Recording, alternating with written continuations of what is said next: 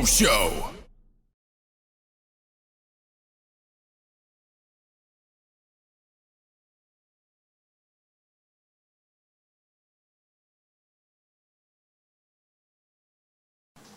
Half a day, Bro Nation. Welcome to the Bro Show, where we talk about everything and anything and try to make sense of what's happening. The Bro Show is always being brought to us by Evian Natural Spring Water. Water the way nature intended. The show is also brought to us by Jack in the Box. Breakfast all the way, breakfast all the time. And the Medical City, where patients are partners. For your next medical travel to the Philippines, call 988-8627. Choose the Philippines. Choose the Medical City. My name is DJ Dudes, your true Manila man. And I am with the Bros, starting with Asia's strongest rooster, the Professor, Matt Lester Mattel. Good morning, DJ Dudes. Half a day. Happy Friday sa ating mga tagapakinig. Feeling ko naalala mo yung manok na tumitilaok palagi dati, no? All right. Thank you so much, Professor. And to complete our Pinoy Bureau, we are with Asia's sweetest bulldog, the wild man, Mr. Bojo Molina. Ay, good morning, dudes. Have a day Friday. Alam mo, may English bulldog ako sa bahay, kaya yun ang sinabi mo. Anyways, Prof, good morning. Dudes, good morning. At talaga naman tayo ay very much excited sa ating guest nating umaga. Ngayon, tara na, dudes. Umpisahan na natin to. Masaya to, sigurado. Yes, ang episode na to, dadalhin tayo sa level na maninibago ang langit. Ganun katindi. Yes. Every Pinoy knows who she is. Every Pinoy loves her. Certified Pinoy pride, amazing host, blockbuster actress, award-winning in everything that she does. Her name is the brightest. Her voice is the highest. The one, the only, Asia Songbird, Miss Regine Velasquez Alcacid. Yay! Half a day! Half a day Friday to everyone. Tama ba yun? Half a day? Half a day. Half a day, everyone. I'm so happy to be with you guys. Thank you for having me today. And good morning sa mga nandiyan nanonood sa atin sa Guam. I haven't been back in a while, but I hope to be back soon. As soon as mawala na itong mga dinadanas natin lately. But yeah, I remember having so much fun when we were there. And Bojo is here. Hi, guys. Bojo. Miss Reg, super miss ka na namin. And yes, we're all praying na makasama ka namin very, very soon. Sana nga matapos na itong lahat ng pinagdaraanan natin. Happy times uli. And we are all hoping that Guam will have Miss Regine Velasquez. Miss Reg, we have this segment in our show. It's called Fast Talk or Quickies with the Bros. We just want to know, of course, more about Asia Songbird. I will give the microphone to the Professor. Professor, let's take it away. All right, DJ Dudes. Miss Reg, simulan na natin to. Go! Mabilis na lang. All right. First question. What was your first thought when you woke up this morning? Tumae?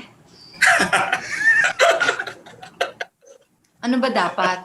Hindi ba dapat? Tama naman yun. Tama yun. Hindi nga. Ang isip ko parang, I need to go, man. It is time. It is time. It's time. It's just right there. Nakaumang na eh. You can't back out from that, you know. You can't back out. It's there. All right. Gold ako dun. Second question, Miss Reg. Bagay na meron sa bag mo na sa tingin mo wala sa bag ng ibang tao? Bag? Brief ng asawa ko?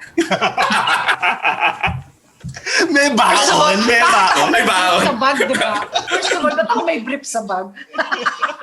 Pero at least alam kong wala silang brief ng asawa ko, di ba? Yun. Oo nga, yeah. Third question is Reg. Singer na gusto mong makaduet na hindi mo pa nakakasama or hindi mo pa nakakaduet? Kung magiging guest ko for Freedom, nakakasama ko lang siya pero hindi pa talaga kami nag-work together. Kaya it's very exciting. Kaya sana masamahan niyo kami sa Valentine's Day kasi this is the first time that I'm gonna be working with him. But I can't mention his name kasi surprise. Oy. Pagkain hindi mawawala sa dressing room mo? Prutas. Mahilig kasi ako sa prutas. Actually, bawal sa akin ng prutas pag may concert kasi it gives me acid reflux. Yun yung nagiging trigger. So, my sisters would always remind me not to have fruits first when I'm doing a concert. But my favorite talaga, alam mo yung Manggat Bagoong, hindi naman ako buntis, pero ewan ko, type na type ko yun. Ang sarap eh. Last question is Reg. Ano yung isang bagay na hindi mo pa nagagawa in your career na gusto mong gawin? You know, I think in my whole career, I've been in the business for 100 years. And counting. I'm counting. I'm counting. Parang wala na. Parang, I think before I got married, I tried to do everything. Like I directed my own show. I conceptualized it. I even write my own script. Well, I don't really write, but you know, I don't really ask for a writer anymore. I just do my own spiel. Kasi nung araw, kailangan may writers talaga. Even up to now naman. But there was a time I prefer not to have a script because I don't want to be limited. I want to be able to say things spontaneously. So, mga ganyan. And then I produced my own album. Nag-produce na rin ako ng concert ko. I was given the opportunity to do movies, which was not actually part of my plan. Naggumawa ako ng soap, naging host ako. Karamihan doon mga hindi ko na pinlano. So parang as far as my career is concerned, I think I'm good. I'm really good already. I think I was blessed. I was so blessed that I was able to do everything that I wanted in my career. So thank you, Lord. Amen to that. Yes, very satisfied, very fulfilled si Miss Regine. But Miss Regine, thank you so much for continuing in sharing your talents and your time, lalong-lalo na sa aming mga fans mo. Bodge, eto, gusto pa nating malaman yung mga details about Miss Regine Velasquez Alcacid. Bodge, go ahead.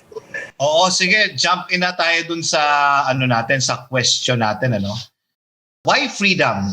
Why did you use that word as a title for your show? Why freedom? Kasi nga parang nowadays, parang it's so timely actually for me. Kasi we all want to be free. It has so many meaning right now. We want to be free of, I want to be free of anxiety, depression. You know, I know a lot of people are also experiencing that. So we want to be free of that. Yung fear na what's gonna happen to me if I go out the house. Yung mga ganun ba, I want to be free of my house. Although I'm a homebody actually. I love staying at home. Pero pagka medyo isang taong ka na palang nasa bahay lang, medyo nakakainip din in fairness. So, yung ganun ba? So, we want to be free again to be able to do all the things that we used to do. Go to work, meet up with friends, or even kahit yung simpleng to invite your relatives or your friends to have dinner in the house. I miss that. So that's one of the reasons why. And also, kaya din siya freedom dahil I wanted to be free of, the expectations of people. Kasi every time ako nagko-concert, yung expectations nila, yung parang mga kasing laki ng building. Alam mo yun, ang hirap abutin, yung gano'n. I wanted to be free of that and I want to be able to still surprise my audience and enjoy the show with them. Kasi hindi naman to one way lang na ako lang yung nag-entertain. It's both ways eh. Kasi meron din silang naibibigay na good vibes sa akin. So I want to be able to enjoy singing and not just be, alam mo yun, yung parang nilagay ka lang dyan tapos ito yung mga kakantahin mo. And also because since I've done so many shows last year, I wanted to be yung magbigay naman ng panibagong potahe kumbaga kasi yung mga kinanta ko last year karamihan ng mga usual rep ko, usual mga kanta ko. So this is different naman, something new for everyone. And di ba, Bojo, sinabi ko nga dun sa ating press con, ano ba tawag dun? Sabi ko na, yung sinasabi ko na pinapaalalahanan ko yung mga fans na sana babaan nila ng konti expectations nila para ma-surprise ko naman sila. Diba? Miss Reg, of course, kasi talagang given kapag Miss Regine Velasquez ang magko-concert, talagang it will be a blast, di ba? It will be memorable, definitely. Pero Miss Reg, you mentioned na, this is something different. What's the difference between your past concerts sa Freedom concert mo ngayon? It's the repertoire that I really concentrated on. 1, 2, I am very involved from the songs. I was the one who talagang researched all the songs, even down to the costumes or the outfits that I'm going to be wearing. Kasi I've always been, involved with a lot of my concerts. Kaya lang lately, nung nagka-anak na ako, parang I wanted to rest my brain and I just wanted to sing. So ayoko na muna maki-involve. Pero ngayon, sobrang involved ako talaga. Because I wanted it to be different talaga. Parang nag-experiment ako sa concert na to. I know, medyo risky, pero I think magpi-pay off naman kasi narinig ko na yung mga arrangements. Ang gaganda eh. I think you guys will enjoy it. In other words, more Miss Regine Velasquez dito sa concert na to. Yes, actually. Alam mo, tama ka. Kasi nga sobrang involved ako dito talaga. Oy, alam mo, ikaw lang nagsabi niya na, gagamitin ko yan. More of me. More of me. Ms. Reg, we are so excited to see this. Of course, we're so excited to see you back in concert. Prof, I know you do have a question. Go ahead, Prof. Mag-iisang taon na tayong naka-lockdown. Paano yung first few months on lockdown? Paano kayo nag-adjust dun sa buhay ng lockdown? Kasi you have a lot of shows, daw suddenly walang shows and Suddenly wala. it's virtual. Oo. It was very difficult. The first few months, yung 3 months actually namin na lockdown, it was very difficult. Tapos nagkaroon ako ng anxiety attack, nagkaroon ako ng konting depression. I think a lot of us went through the same thing. At that time then, medyo talagang sobrang stress na stress ako kasi yung mga manang namin, yung aming mga ate, actually karamihan pati the drivers, we let them go. Pinauwi muna namin kasi we wanted for them to be with their families kasi syempre, kailangan din nilang makita yung mga pamilya nila. So, but we continued with their salaries. Hindi naman namin sila, Tapos nung pwede na sila bumalik, pinabalik namin sila. Pero nakaka-stress pala yung maghugas ng pinggan buong araw. Yung mga pinggan, yung mga baso, parang kung saan-saan ang gagaling. Yung kakahugas, meron na naman. Ano ba ito? Magic? Yung stress na stress ako. Tapos yung kamay ko, dry, parang sandpaper na. Sa pagka-dryness niya talaga. Hindi ko matanggap. Kawawa naman yung kamay kong pang-artista, hindi na pang-artista. Pero na-realize ko din na kaya ko pala. Kasi parang 9 years old pa yata ako huling nagkaroon ng chore. Alam mo yun? As a kid, di ba pag inuutusan ka ng nanay mo? Pero nung nag-uumpisa na akong mag-work, hindi na eh. Parang wala, parang sitting pretty na lang akong gano'n. Tapos biglang, talaga ba? Tapos ang sakit lang. Tapos parang the whole day ako nakatayo. Tapos yung finally, yung makakatulog ka na, yung meron ka pa rin gagawin pala. Ganun pala. Pero at the same time, na-enjoy ko. Kasi I enjoy taking care of my family. Although meron akong pinagdadaanan, I love that I was able to do that for my family. You know, bros, what's so special about Miss Regine, at alam to ng mga nakasama niya, okay, about sa mga fans, sa industriya, sa mga kaibigan niya, napakatotoo eh. Yung na-share niya sa atin na they still took care of their, in a way, family. Kahit pinauwi nyo, nandun pa rin yung suporta nyo sa kanila so that they can be with their family. Diba? Ito, super relatable ang Asia Songbird natin. Bodge, I know, ang dami pa nating mga loaded na question for Miss Regine. Sige. Tutuloy ko na lang yung kasi nagkwento na si Reg. There's always, sabi nga natin, pag tinignan natin yung pandemic, medyo nadidepress tayo. But there's always a positive side, sabi nga ni Reg. Reg, may mga na-discover ka pa ba na ugali ni Ogie, hobbies, interest na na-develop mo, and then mga bago mong perspective na nakita about life and everything. So, ano yung mga positive side naman natin na titingnan dyan? Alam mo, itong pandemic na to, one thing that I have realized na ako iniisip ko, maybe that's why God allowed for this to happen is because He wanted for us to learn something. And I think it's our relationships. You know, like how we are so busy with our careers, our jobs, the traffic, tapos yung sana ako makikipag-lunch with my work, yung mga ganun ba, we were so busy that we have taken the most important thing in our lives for granted, which is our relationships. with our family, with our spouse, our children. And I remember when I get very busy, I would complain, wala na naman akong time kay Net, yung ano na naman yan. But it's work. Gusto kong gawin. Siyempre, opportunity yun, trabaho yun, kailangan kong gawin. Meron din akong responsibility sa work ko, so kailangan kong gawin. But now, I was given the luxury of time. You know, we all were given the luxury of time. And, you know, I keep saying na I know that one day, everything will go back to normal.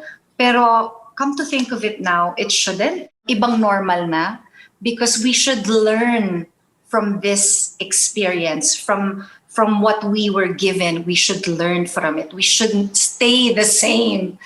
You know what I mean? Like, wala nang importante kundi things, pera.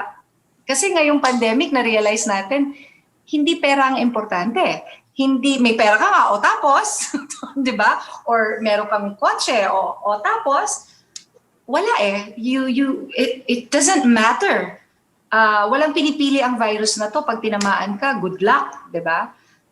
Ako, I'm just very grateful that my family is here, and lagi ako nag-thank you kay Lord that He's protecting my whole family. Although mahirap for everyone, pero may learnings din tayo at dapat matutunan natin yun. Otherwise, this wouldn't have been, wala siyang narating. And that would be the saddest thing ever kung wala tayong natutunan.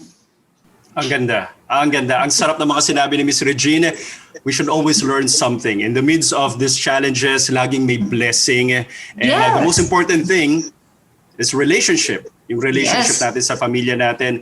Miss Reg, I will say thank you again kasi hindi mo kinakalimutan ang relationship mo sa mga fans mo. Ayan. Yes, Prof, of course. yeah. Yeah, speaking of blessings, Ms. Reg, we're very happy when ABS-CBN went back to free TV. Lalong-lalo na nung bumalik itong ABS-CBN. Yung ASAP natin to, nasa multiple channels na. Ano yung secret ng ASAP natin to na even through the middle of so many challenges, ang saya sa inyo pa rin panoorin? I think the secret of ASAP natin to is the friendship. We are all friends. And especially yung time ng lockdown, we didn't see each other and we just missed each other so much. And of course, individually, we missed performing on stage. And ako personally, I miss the staff kasi isa din yun sa sekreto namin. Ang galing ng staff namin. Sobrang galing. Sila nag-iisip lahat ng mga gagawin, ng mga kakantahin. Of course, we can suggest, pero sila lahat, iniisip nila lahat yan. Kaya, tsaka 1 week nilang tinatrabaho ang isang show. So, can you imagine? Plus, I think yung camaraderie namin, nakikita mo kasi yun eh. Kung hindi kami magkakaibigan, hindi mo makikita nag-i-enjoy kami. Kasi in real life, talagang magkakaibigan kami at talagang nag-i-enjoy kami. Let me add this, na-appreciate din namin kasi now we are so happy na yung ASAP balik dun sa stage. Pero there was a time na ginagawa niyo yung mga numbers niyo sa bahay niyo mismo. Sa bahay, oo. Really appreciate that.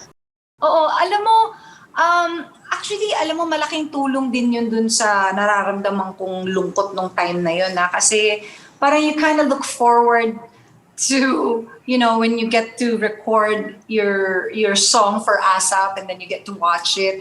And also, I'm very, very thankful that my husband, alam mo, siya yung nag-encourage sa akin talaga na kumanta ko kasi it'll help me with whatever I was going through. And that's what I did. And kasama na dun yung ASAP, big help yun. Kasi di ba nakakawala rin ng kung ano man yung nararamdaman mo, pinagdadaan mo. Pag kumakanta ka, nawawala yun eh. Kaya nga tayo mahilig magkaraoke, di ba? Yes.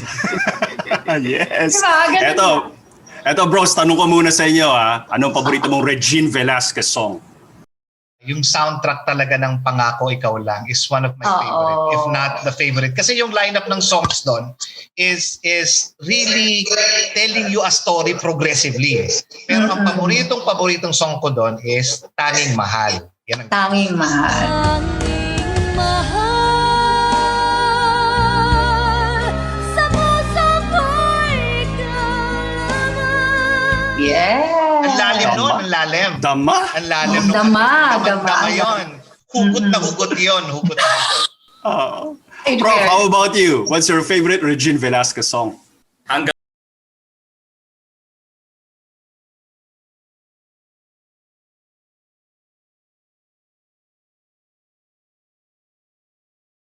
very well written, well sung. Talagang tagos sa puso yung kantang yan. Oh, thank Prof. you. Yan din ang paborito ko eh. Pero dahil nasagot mo yan, pupunta na ako doon sa isa kong paborito, Urong Sulong. Yun. Ayun, oo naman. Urong sulong ka, bakit ka ganyan? Urong sulong ka. Oo naman. Eto, Ms. Reg, thank you so much for sharing your ASAP experience, lalo na sa mga Yes. pinagdadaanan natin ngayon. Eto, isa pa sa mga nakapag-perform sa ASAP stage, Mr. Bojo Molina. Alam ko mismo na rin yan. Boj, Well, ako naman, idadagdag ko na lang is doon sa sinabi ni Reg kanina, which is true, a testament of hindi mo ma-fake yung samahan eh. Sa sitcom, ganyan. Even our show, when we talk about this, para tayong, we have to have that relationship. Kaya yung sinabi ni Yes. Reg na kung ano yung camaraderie nila and kung ano yung samahan nila, hindi mo ma-fake yun in front of the screen. Hindi yung pelikula, live show yan. Hindi ka uma-acting eh. Oo. Correct. Oo, tsaka yan. Sabi nga ni Ogie, si Tito Gary, si Tito Martin. Tito talaga. Tito Hindi, talaga. tsaka, pero ang sasabihin ni Ogie, ako, si Kuya Ogie. Ganun. Oo, Kuya Ogie. Kasi Well, nakuha anyway, niya yan sa akin. Kasi ako okay. ate lang. Lahat sila tito-tita. Me, I'm just ate. Well, anyways, Reg, maraming salamat doon sa pagpapatuloy nyo sa pagbibigay saya every week and every week looking forward talaga. At iba lang yung ligaya na ibibigay nyo sa sambayan ng Pilipino all over the world. Magiging sing pa tayo because of whatever is happening. Thank you so much doon sa ginagawa nyo. Yung entertainment, alam ko na hindi tayo necessity, hindi naman tayo pagkain. But I think that it should be because parang kailangan natin yun. Now more than ever, we need to be entertained. Like you guys, yung ginagawa ninyong show na ito, I'm sure marami kayong na-inspire ng mga tao and napapatawa, napapalimot natin kahit konti na may pinagdadaanan tayo. I think it's very important right now. That's why, ang goal talaga ng ASAP natin to is to really continue kahit nung naka-lockdown na kami, kahit sige, i-take natin sa bahay yan. Gawin natin yan. Kahit kung ano-anong kanta na lang kantahin natin, basta we can continue to entertain people because in our minds, people need it. We give them hope di ba?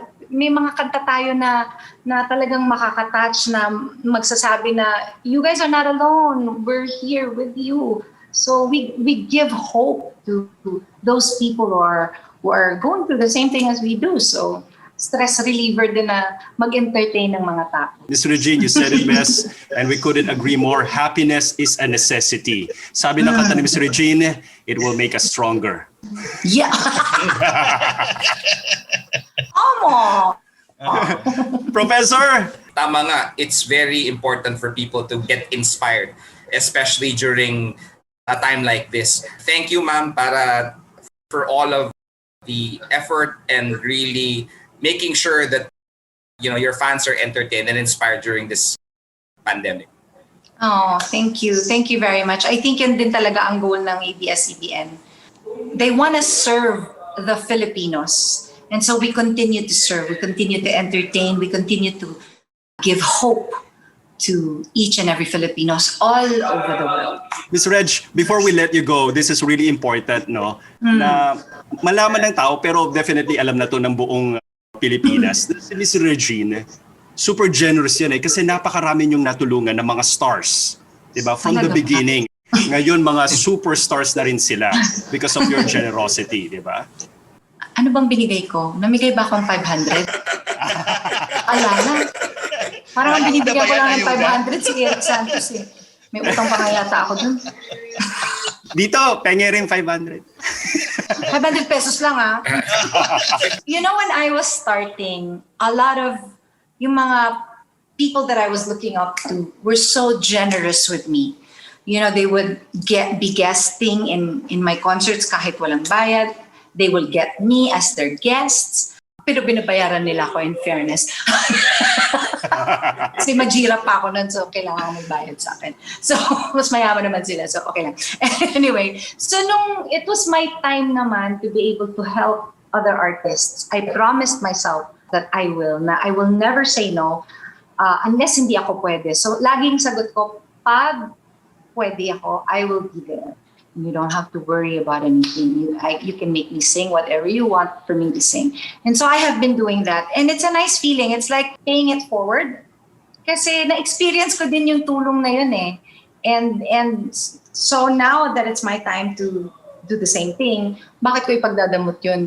Kakanta ka lang naman. So ano ba yun? Parang walang problema yun sa akin. And I'm happy to do it for everyone, whoever wanted to guest me in their concerts.